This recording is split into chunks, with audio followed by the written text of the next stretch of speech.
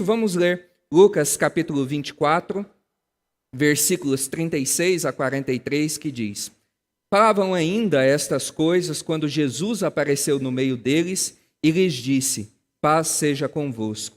Eles, porém, surpresos e atemorizados, acreditavam estarem vendo um espírito. Mas ele lhes disse: Por que estáis perturbados e por que sobem dúvidas ao vosso coração? Vede as minhas mãos e os meus pés, que sou o mesmo. Apalpai-me e verificai, porque um espírito não tem carne nem ossos, como vedes que eu tenho. Dizendo isto, mostrou-lhe as mãos e os pés. E por não acreditarem eles ainda, por causa da alegria, e estando admirados, Jesus lhes disse: Tendes aqui alguma coisa que comer? Então lhe apresentaram um pedaço de peixe assado e um favo de mel. E ele comeu na presença deles.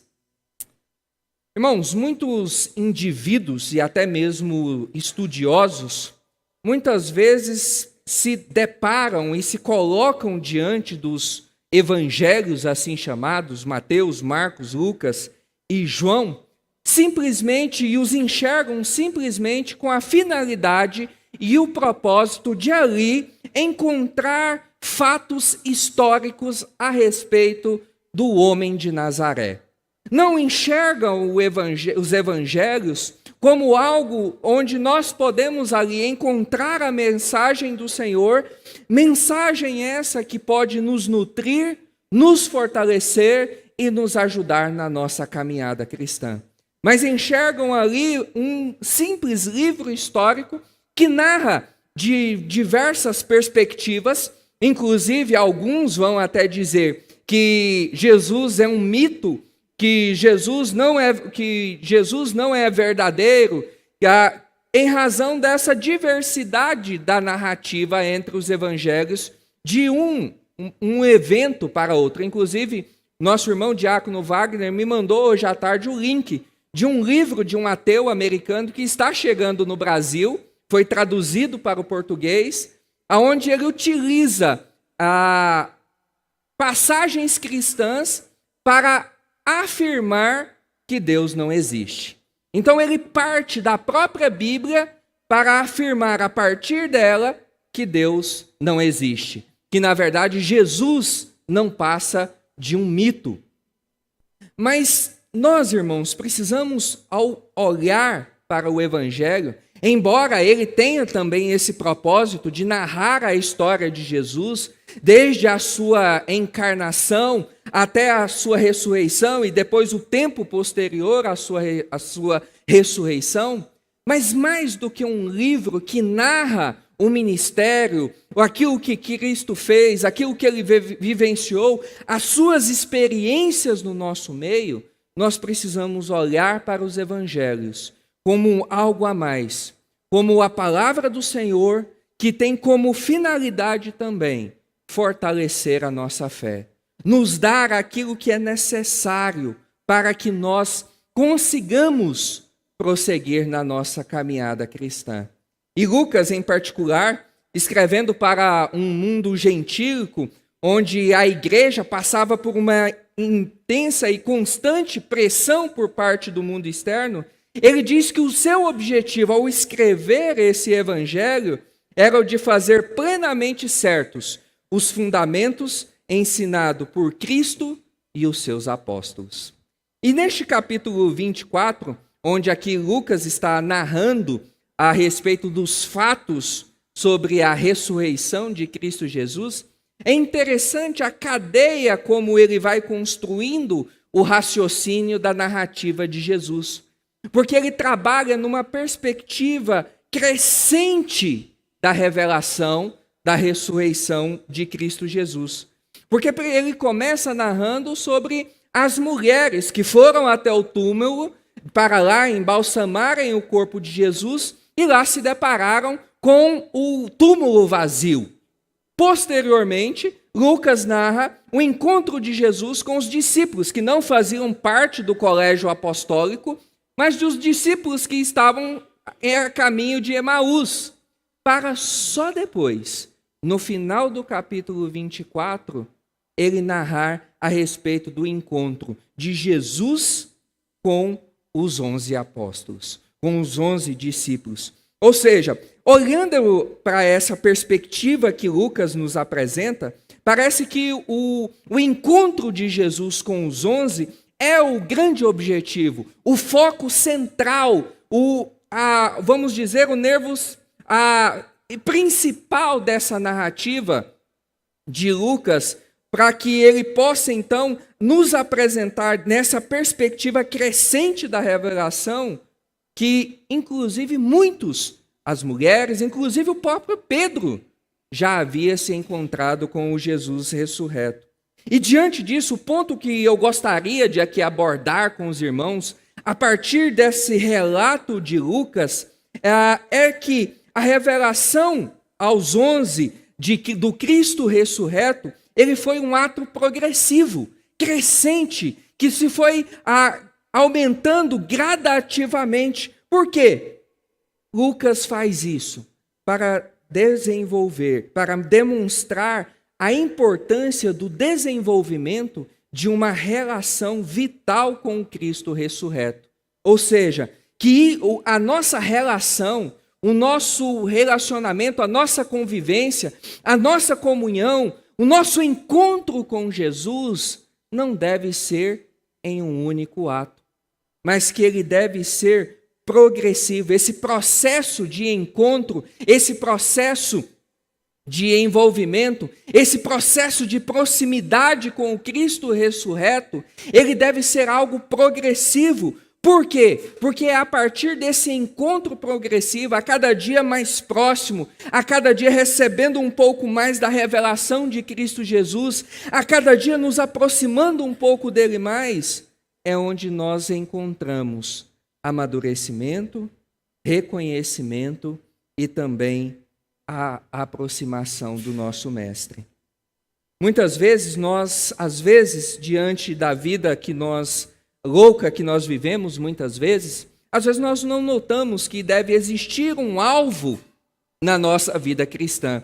E que esse alvo é o desenvolvimento de uma vida plenamente ressurreta. Uma vida completamente transformada por Cristo Jesus. Esse é o meu alvo, esse é o seu alvo. O desenvolvimento de uma vida ressurreta.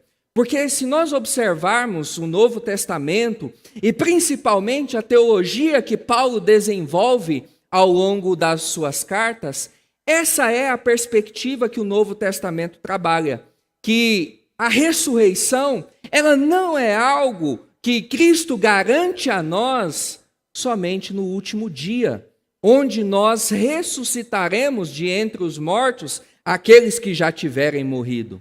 Mas é algo também para o presente. Uma vida ressurreta, ou seja, lavada, transformada. Tanto que a metáfora que Paulo trabalha é que nós nos encontrávamos mortos e a partir de Cristo Jesus nós agora estamos vivos. Nós somos ressuscitados da nossa morte espiritual por Cristo Jesus. Logo, o Novo Testamento nos chama para vivermos agora de acordo com esta nova vida que o Senhor nos propõe, com essa nova vida que o Senhor nos dá. Tanto que Paulo, em Romanos capítulo 6, diz: não reine, portanto, o pecado no vosso corpo mortal, de maneira que obedeçais às suas paixões, nem ofereçais cada um os membros do seu corpo ao pecado, como instrumentos da iniquidade, mas oferecei-vos a Deus, como ressurretos dentre os mortos, e os vossos membros a Deus, como instrumento de justiça. Deus deseja que desenvolvamos uma vida ressurreta, que consiste agora em orientar o nosso modo de viver por um padrão agora mais elevado, que nós o temos nas Sagradas Escrituras. Essa vida que o Senhor Jesus nos dá e nos garante a partir da sua ressurreição, porque às vezes nós olhamos para a obra vicária de Cristo, o plano da salvação, e às vezes vamos caminhando nessa história e pensamos que ela encerra-se na cruz. Mas o processo de salvação, meu e seu, ele só é completo porque foi necessário mais um passo. Cristo Jesus ressuscitar de entre os mortos. Romper com os grilhões da morte. Porque ele rompendo com os grilhões da morte, ele então concede a mim e a você a oportunidade da ressurreição no presente, mas também da ressurreição no último dia. Quando ele então voltar com poder e glória para buscar a sua igreja. Para aqui instaurar o que nós chamamos de novo céu e da nova terra. E então, dentro desse período da sua ressurreição até o seu retorno, onde ele concede essa vida ressurreta, ele pede então a mim e a você que vivamos de modo como essa nova vida que ele nos oferece. Que os nossos atos, pensamentos, falas, tudo em nós seja de acordo com essa nova realidade.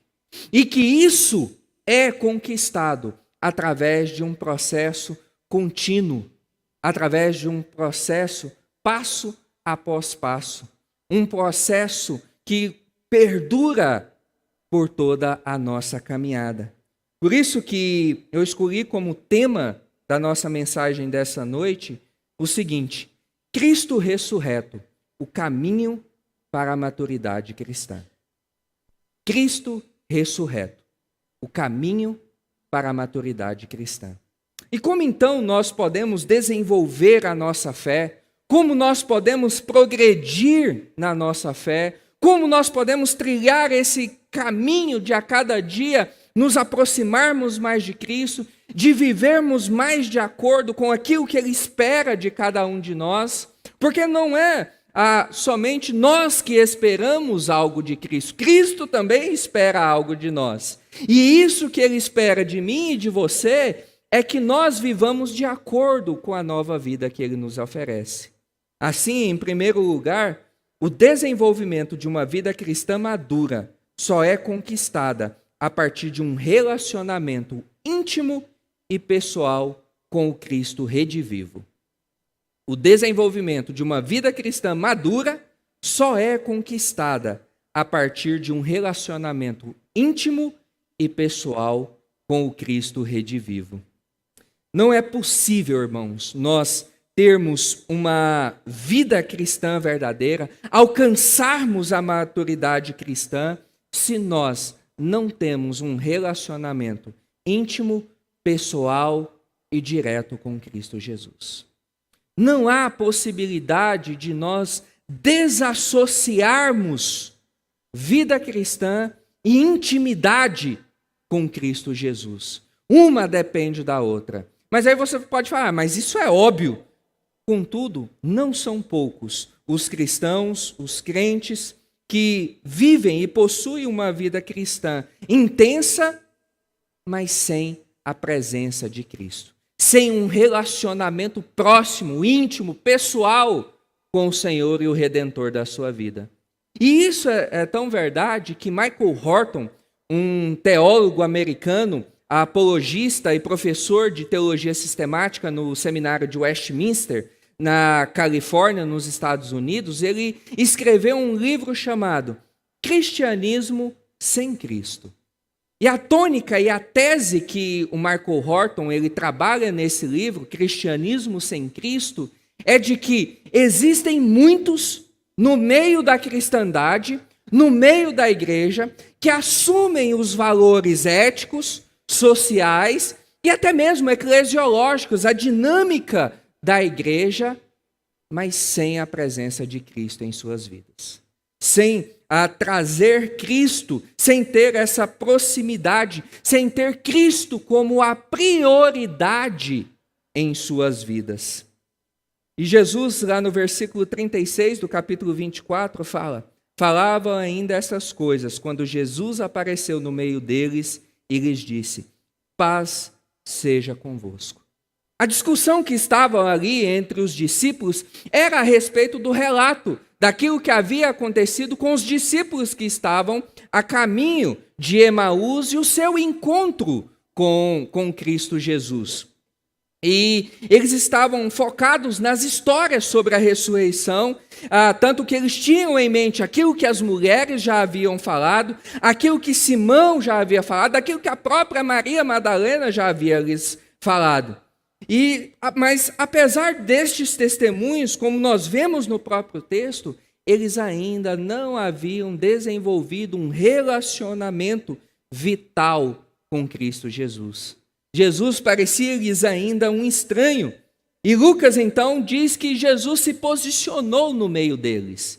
E como o pastor Aguinaldo já ressaltou pela manhã, Lucas quer demonstrar que realmente Cristo estava ali no meio dos discípulos.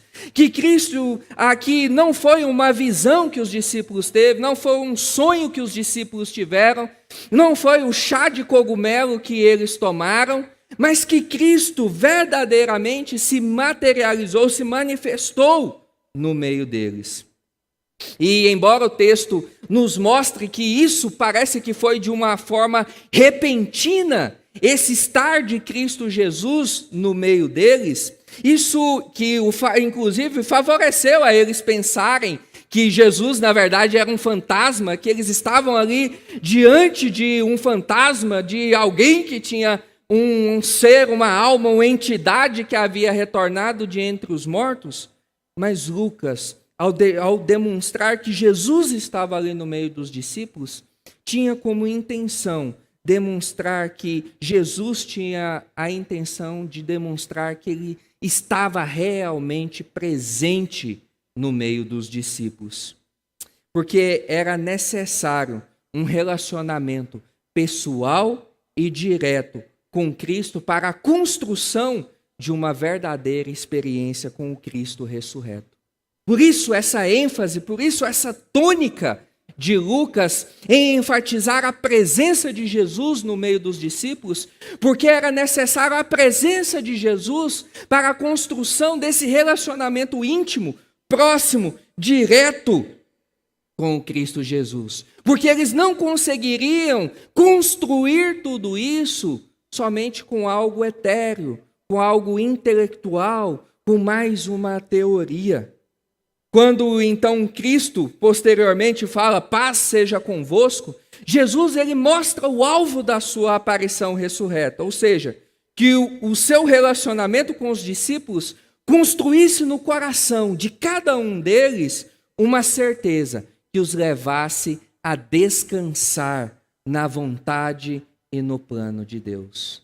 Trazer consolo, paz, tranquilidade àqueles corações que estavam angustiados, àqueles corações que estavam atemorizados, àqueles corações que estavam desesperançados, como nós vimos pela manhã, aqueles corações que estavam na dúvida se eles não seriam o próximo, porque assim como crucificaram o Mestre, para crucificar os seus discípulos bastava um estalar de dedos.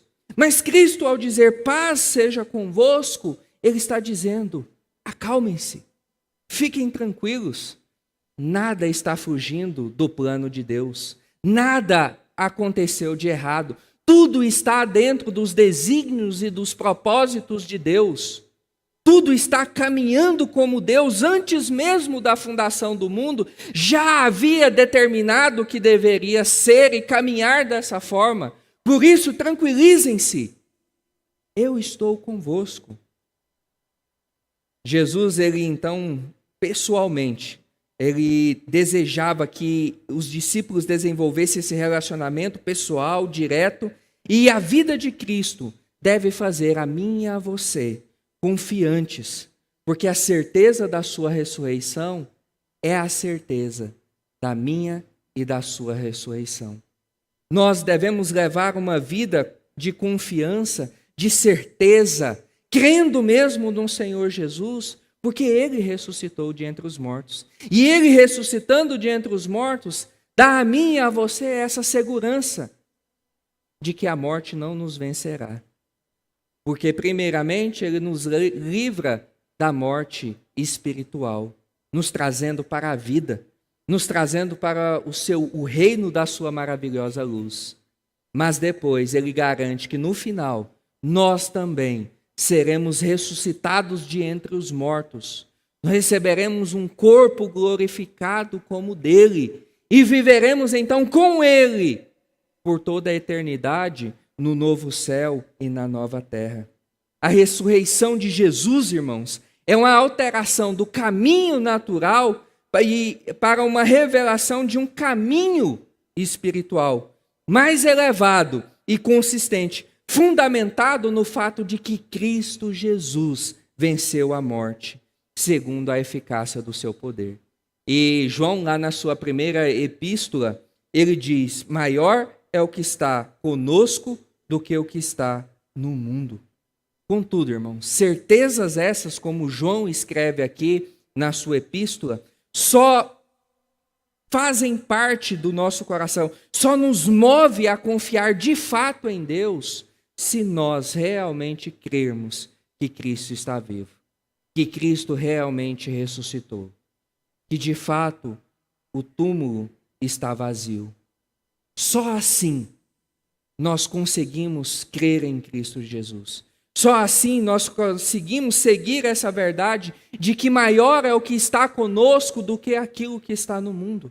Porque se eu e você não crermos que Cristo realmente está vivo, se titubearmos no nosso coração, se não crermos com todo o nosso ser e com toda a nossa força que Cristo venceu a morte, que saiu daquele túmulo vivo, ressurreto, nós poderemos passar a crer que, na verdade, maior é o que está no mundo do que o que está em nós. E passarmos a acreditar que melhor é o que está no mundo do que o que está em nós.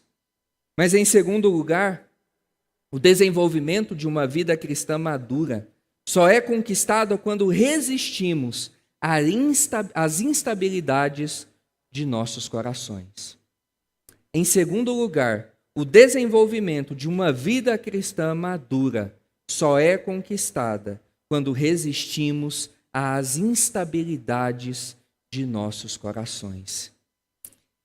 E aqui, irmãos, nós não podemos negar de maneira alguma que os discípulos tiveram bastante dificuldade com aquele momento, não sabiam no que crer, porque embora Cristo Jesus já houvesse os alertado, embora Cristo Jesus por diversas vezes já tivesse pregado a eles a respeito da sua vida, da sua morte, da sua ressurreição, no momento em que isso se concretizou, os discípulos não souberam como lidar com aquilo, com as pressões daquele momento, de verem o seu mestre morto, crucificado, sendo colocado dentro de um túmulo, as ameaças constantes vindo sobre as suas vidas.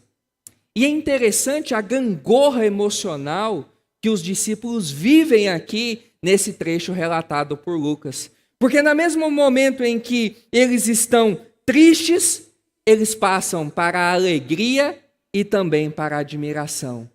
Só que, se nós também observarmos o texto, nós vamos ver que, mesmo eles indo de um extremo ao outro, pendulando de um lado para o outro, ora tristeza, ora alegria e admiração, isso não lhes proporcionou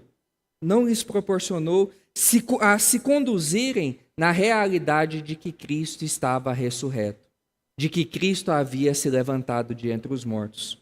Eu observo os versículos 37 e 38 que nos diz: eles, porém, surpresos e atemorizados, acreditavam estarem vendo um espírito, um fantasma. Mas ele lhes disse: por que estáis perturbados? E por que sobrem dúvidas ao vosso coração? Irmãos, muitas vezes o nosso maior inimigo não é aquele que senta ao nosso lado. Ou como as pessoas lá fora dizem, que o nosso inimigo às vezes não é aquele que dorme conosco na nossa cama. Às vezes o nosso maior inimigo é o nosso coração.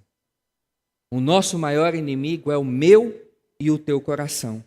Pois o nosso coração inclinado muitas vezes a confiar apenas em si mesmo. Por causa do pecado que nos afasta de Deus, nós não conseguimos muitas vezes descansar em Cristo e buscamos inúmeras outras coisas para nos trazer paz.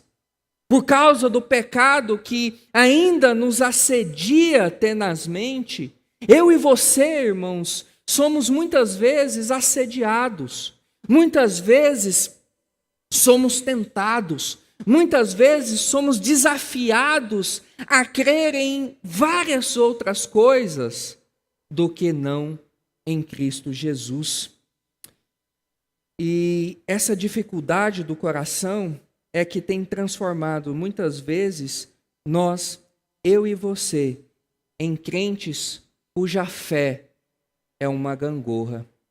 Ora, a nossa fé está muito boa, cremos perfeitamente em Cristo Jesus, não titubeamos na nossa caminhada cristã, ora nós estamos embaixo. Começamos a duvidar, onde os pontos de interrogação começam a fazer parte da nossa mente. As dúvidas entram no nosso coração. Será que realmente Cristo tem caminhado comigo? Será que Cristo tem estado ao meu lado? Será que a sua boa mão tem estado estendida sobre mim? Mas o amadurecimento da nossa vida ressurreta exige que eu e você resistamos às inconsistências do nosso coração. Esse pendular de um lado para o outro, ora estar em cima, ora estar embaixo, é uma realidade que nós enfrentamos neste mundo caído em que nós vivemos. Mas enquanto cristãos, para o nosso amadurecimento, para o nosso fortalecimento, para o desenvolvimento dessa vida mais próxima com o Cristo ressurreto, eu e você necessitamos trazer estabilidade para os nossos corações.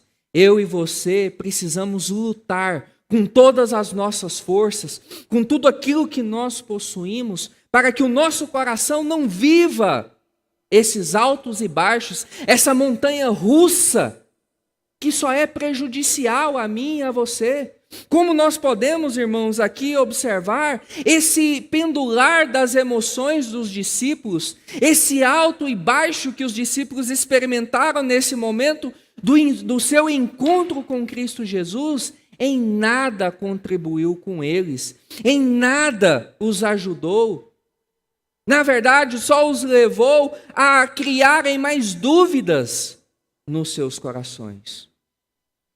Por isso que Cristo Jesus nos chama para essa estabilidade de coração, para que não confiemos totalmente no nosso coração. E o coração dos discípulos, ele usou desse recurso que é muito comum num coração caído, ou seja, que sentimentos profundos levaram eles ao desvio da realidade de que Cristo estava vivo. Esse pendular, esse alto e baixo que os discípulos experimentaram, só tiraram os olhos de onde deveriam estar. Só tiraram o foco de onde deveria estar, que era em Cristo Jesus, ressurreto de entre os mortos. A palavra aqui utilizada por Lucas, que foi traduzida por surpresos, indica um mover no pensamento que diminui a capacidade de avaliar, levando ao erro de juízo. Ou seja, é como se Lucas estivesse dizendo que o medo e a inclinação do pecado dos discípulos levasse os próprios a se desviarem da verdade que Cristo estava vivo. Esse medo, esse temor, tudo isso que penetrou no coração dos discípulos, só os levou à incredulidade, só os levou ao questionamento.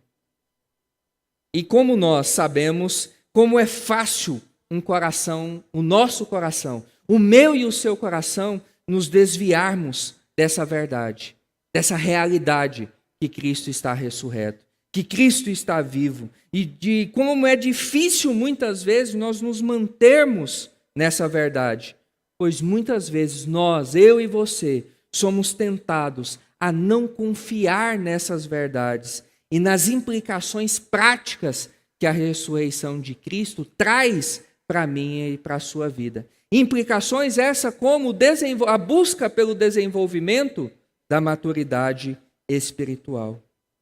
E aí Jesus, nós lemos também que estáis perturbados e sobem dúvidas ao coração. E aí lembrando das palavras que Jesus disse anteriormente, não se turbe o vosso coração, crede em Deus, crede também em mim, a minha paz vos dou, não vou-la dou como o mundo a dá, não se turbe o vosso coração, nem se atemorize.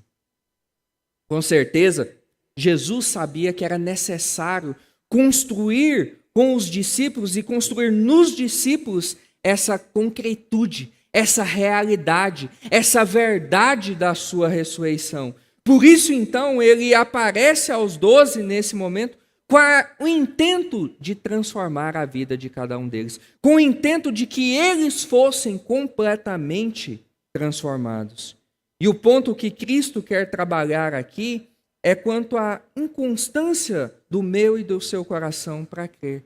Por isso, então, é que ele quer trabalhar a própria consciência nos discípulos, levando-os a se perguntarem, levando-os a se interrogarem, levando-os a se autoanalisarem. Por que estáis perturbados? E por que sobem dúvidas ao vosso coração? Nós precisamos lidar, irmãos, com as nossas imperfeições e precisamos confrontar, inclusive, o nosso próprio coração. Foi o que o salmista disse: por que estás abatida dentro de mim, ó minha alma? Por que te perturbas? Mas aí depois ele diz: espera em Deus, pois ainda o louvarei. E assim, irmãos, o caminho a mim e a você é também nós nos questionarmos: por que eu estou agindo dessa forma? Por que essa tem sido a minha postura? Por que eu tenho me portado dessa forma diante das circunstâncias, diante daquilo que eu tenho enfrentado? Por que eu tenho escolhido esse caminho? Quais as razões têm me levado a percorrer esse e não aquele caminho? Porque eu não confio no Senhor como eu deveria? Por que às vezes eu duvido? Por que às vezes eu questiono? Por que às vezes eu acho que o Senhor não está ao meu lado? Nós precisamos fazer o mesmo caminho, irmãos, dos discípulos, se nós desejamos ter uma vida verdadeiramente madura, desenvolvida, que progride na fé, de crermos que Cristo realmente ressurgiu de entre os mortos. E não permitirmos que essa dúvida tome conta dos nossos corações, domine as nossas vidas, tome totalmente o nosso ser, nos levando completamente a descrer no Senhor Jesus. Mas em terceiro lugar, o desenvolvimento de uma vida cristã madura só é conquistada quando nossa mente, de fato, crer que Cristo vive. O desenvolvimento de uma vida cristã madura só é conquistada quando nossa mente, de fato, crer que Cristo vive. Lucas aqui, nesse relato, ele prefere, na verdade, não fazer diferença entre Tomé e os demais discípulos. Até que, possivelmente, Lucas enxergue que todos estavam no mesmo pé de igualdade no que diz respeito a crer que Cristo havia ressurreto e era ressurreto de entre os mortos. Embora às vezes os discípulos não tenham falado, mas nos seus corações eles podem ter dito assim como Tomé: eu só acredito se eu ver, eu só acredito se eu tocar, eu só acredito se Cristo estiver aqui diante de mim. Por isso que Lucas, então, ele e demonstra nessa passagem que todos tiveram essa dificuldade em crer que Cristo havia se levantado de entre os mortos, que Cristo havia ressuscitado naquela manhã de domingo. E nesse ponto, Lucas parte para o modo como Jesus venceria a incredulidade dos discípulos de um modo correto.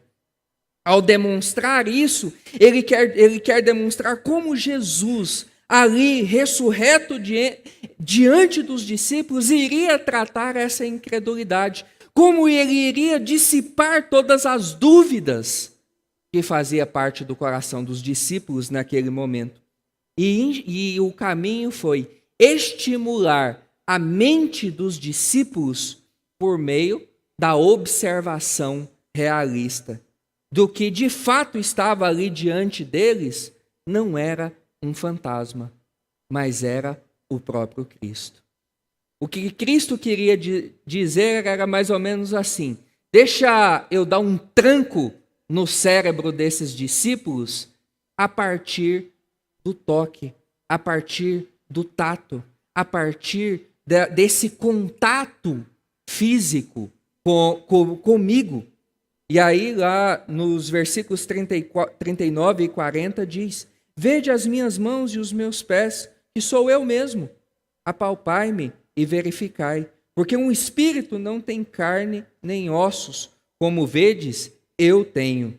Dizendo-lhe isto, mostrou-lhe as mãos e os pés. Os discípulos, irmãos, precisavam que suas mentes fossem estimuladas pela realidade de que Cristo estava vivo. E o Jesus o fez isso por intermédio dessa experiência sensorial, desse contato, do toque. Foi aquilo que João fala a respeito de Tomé, dizendo: se eu não tocar nele, nas suas feridas, de modo nenhum eu irei crer. Esse povo está com balela, esse povo está com conversa fiada.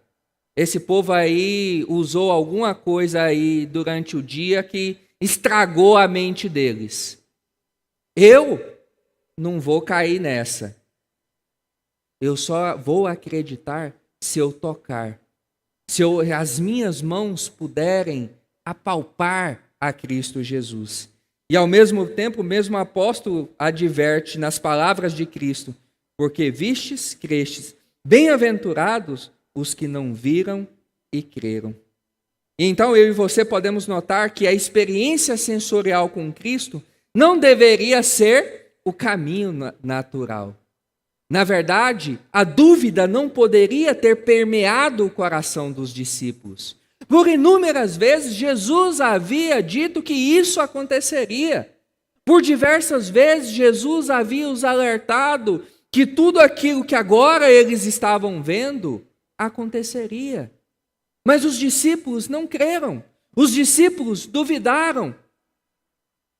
E então, por causa dessa dúvida que estava no coração dos discípulos, dessa incerteza, desse desconsolo que tomou conta do coração dos discípulos por acreditarem que Jesus estava morto, que a morte o havia vencido, que estava tudo perdido, que ele não esmagaria a cabeça da serpente, é que Jesus então toma esse caminho para que eles, ao tocar os pés, ver as feridas, que isso fosse o suficiente para que as suas mentes fossem incendiadas pela concretude da ressurreição de Cristo, para que de fato eles pudessem crer e logo em seguida dizer: o meu Senhor vive, o meu Senhor realmente venceu a morte. Mas eles só fazem isso porque as suas mentes foram mudadas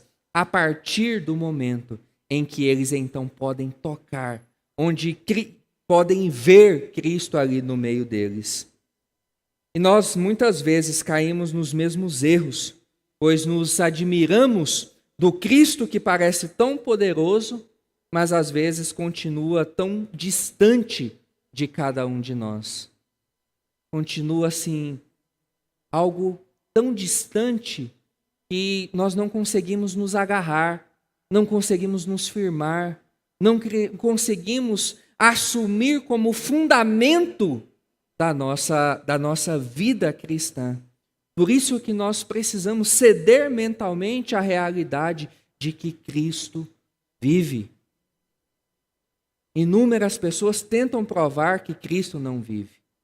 Há um tempo atrás saiu aí, inclusive, que haviam achado uma urna que possivelmente era a urna utilizada para guardar os restos mortais de Cristo Jesus. A ciência, os ateus, os descrédulos, enfaticamente tentam provar que Cristo não ressuscitou de entre os mortos, que Cristo é um mito. Mas eu e você, irmãos, precisamos nos agarrar a essa verdade que o nosso Redentor vive. Nós não podemos, irmãos, nos apartar dela, porque ela é o fundamento, ela é o alicerce, ela é a coluna principal que sustenta a nossa vida cristã, que nos fortalece diante da caminhada, que nos dá aquilo que nós necessitamos para o progresso na nossa fé. Porque se Cristo não ressuscitou, como Paulo diz, é vã a nossa fé. Se nós mentalmente e também com todo o nosso ser não crermos que Cristo ressuscitou de entre os mortos, não há razão, irmãos, para nós aqui estarmos. Não há razão, irmãos, para nós perdermos o nosso tempo com fé, com igreja, com o reino, porque tudo isso vai dar em nada. Mas a partir do momento que eu e você passamos a de fato crer que a ressurreição de Cristo é algo verdadeiro, que é algo real, que é algo que realmente nós podemos crer, nós conseguiremos transpor as dificuldades da nossa caminhada. Nós conseguiremos transpor os percalços na nossa vida. Nós seremos fortalecidos, fortificados diante dos embates da nossa vida e seremos fortificados também nesse caminho da maturidade, do crescimento, do desenvolvimento espiritual. Ceder à realidade que Cristo vive é descansar, mesmo sem que seja necessário que Cristo apareça pessoalmente aqui. Crermos mentalmente, com todo o nosso ser, com todo o nosso amor, com todo o nosso vigor, que Cristo realmente vive, isso nos levará ao descanso, à paz, ao consolo e ao conforto, mesmo que Cristo não se materialize diante de nós. E é isso, irmãos, o que nós vemos em toda a cristandade ao longo da história. Porque esse evento aqui, ele não se repete para a era pós-apostólica. Não se repete na Idade Média. E não se repete no hoje. Mas mesmo não havendo a necessidade da materialização física de Cristo Jesus, a cristandade, ao longo de todas as eras, tem crido no Cristo ressurreto. E isso as tem ajudado a lutar, a combater e a lidar com as dificuldades da caminhada cristã. Porque como o pastor Aguinaldo disse, irmãos, pela manhã, hoje a vida cristã é muito mais fácil do que a vida cristã no período dos apóstolos, no período pós-apostólico, diante das perseguições que esses homens viveram. Mas a crença no Cristo vivo os levou a se manterem fortes, inabaláveis. Mesmo perdendo a vida, não negavam ao Senhor e ao Redentor de suas vidas. Ceder à realidade que Cristo vive é considerar a partir das próprias experiências com Deus e com a sua palavra que o que estamos vivenciando é real e concreto. Que nós podemos mesmo esperar que Cristo voltará. Porque, irmãos, outra realidade. Se nós não crermos que a promessa feita por Jesus no livro de Atos, de que ele retornará para buscar a sua igreja, para instaurar o novo céu, a nova terra. O que os anjos disseram aos discípulos: olha, da mesma forma como vocês estão vendo ele subirem, vocês vão ver ele descer. Irmãos, se nós não nos agarrarmos a isso, a nossa vida perde completamente o sentido. Se nós não cremos que Cristo não só ressuscitou de entre os mortos, mas que ele voltará para nos buscar, do que adianta viver como temos vivido, seguido por onde temos seguido, professado o que temos professado? Isso tudo só tem validade e eficácia nas nossas vidas quando nós realmente cremos que Cristo voltará. Isso às vezes, irmãos, tem sumido da realidade da igreja. Essa perspectiva, essa esperança de que Cristo retornará tem se dissipado, irmãos, dos nossos corações. Nós não temos vivido essa expectativa. Nós não temos vivido essa esperança de que mais cedo ou mais tarde nós iremos nos encontrar com o nosso Mestre. E nós precisamos, irmãos, resgatar essa verdade nos nossos corações.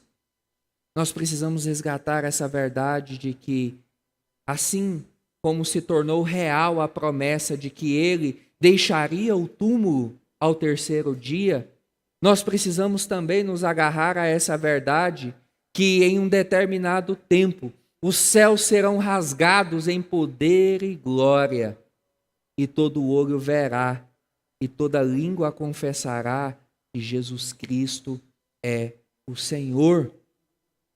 Mas isso, irmãos, é uma chama que precisa estar acesa constantemente nos nossos corações. E nós só escolheremos o caminho de uma vida realmente ressurreta nesse presente, de uma vida totalmente transformada, que busca o crescimento e o desenvolvimento espiritual, quando nós cedermos mentalmente à realidade de que Cristo vive, de que Cristo reina. Para nós encerrarmos, irmãos, algumas coisas aqui para nós pensarmos. Importe-se em viver uma vida ressurreta. Como dissemos, a ressurreição não é algo que Jesus nos promete só para o final. É algo que ele nos promete para o aqui e para o agora. E nos chama para nós vivermos de acordo com essa vida. Por isso, eu e você precisamos levar essa primeira verdade para as nossas vidas. Que nós necessitamos nos importar em vivermos uma vida ressurreta, que redunda em atos de justiça e de retidão pautada pelo Evangelho. Em segundo lugar, eleve o padrão do modo como você vive neste mundo. Nós vivemos, irmãos, em um mundo caído e nos relacionamos com pessoas caídas. Nós vivemos em um mundo inundado pelo pecado e nós precisamos elevar o nosso padrão de vida. O nosso padrão, a nossa régua, não pode ser esse que o mundo nos oferece, mas precisa ser aquele que Cristo Jesus nos dá por meio da sua palavra. Por fim, creia que Cristo vive e está assentado no trono.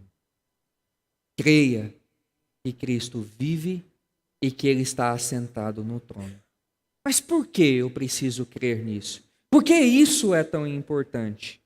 Porque crer nessa realidade, que Cristo vive e que Ele está assentado no trono, nos leva a desenvolver em nossas mentes a realidade que então Ele precisa ser obedecido e que nós precisamos viver de forma submissa, segundo a sua vontade.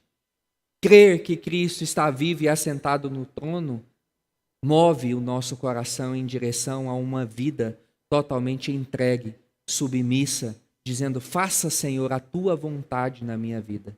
Que a cada dia eu diminua e o Senhor é quem cresça na minha vida.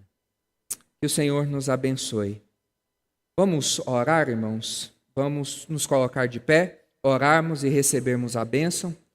Logo em seguida nós iremos passar aqui alguns avisos ao Integra e aí nós estaremos encerrados. Senhor, no nome de Jesus, obrigado, Senhor, por esse dia, obrigado, Senhor, por essa semana que se inicia. Obrigado, Senhor, por mais uma vez nós estarmos aqui na Tua casa. E obrigado, ó Deus, mais uma vez pela Tua palavra. Obrigado, Senhor, mais uma vez pelas verdades que o Senhor traz aos nossos corações. E a nossa oração, ó Deus, é mais uma vez de dependência, de súplica ao Senhor. Pois, ó Deus, o nosso coração, às vezes, ele se desvia. O nosso coração, ó Deus, às vezes, ele se distancia do Senhor. Às vezes, ó Deus, nós duvidamos do Senhor e das suas promessas. E isso, ó Deus, às vezes nos impede de vivermos uma vida conforme o Senhor espera de cada um de nós. Uma vida, ó Deus, que realmente redunde em louvor e glória ao Teu nome, e uma vida, ó Deus, que realmente viva de acordo com o padrão que o Senhor nos apresenta. Mas que no nome de Jesus, ó Deus, que todas as dúvidas do nosso coração eles sejam dissipadas.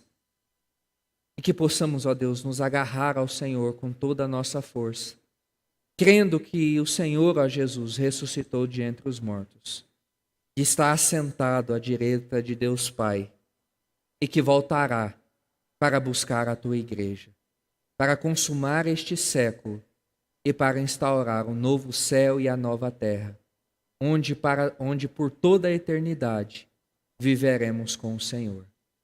Que essa seja, ó Deus, a grande verdade que conduza e que penetre o coração de cada um de nós. E agora, irmãos, que a graça do nosso Senhor e Redentor Jesus Cristo, o amor de Deus, o nosso Pai, as ternas e eternas consolações do Espírito Santo de Deus repousem sobre vós, sobre todo o povo de Deus espalhado sobre a face da terra, hoje e para todo sempre. Amém.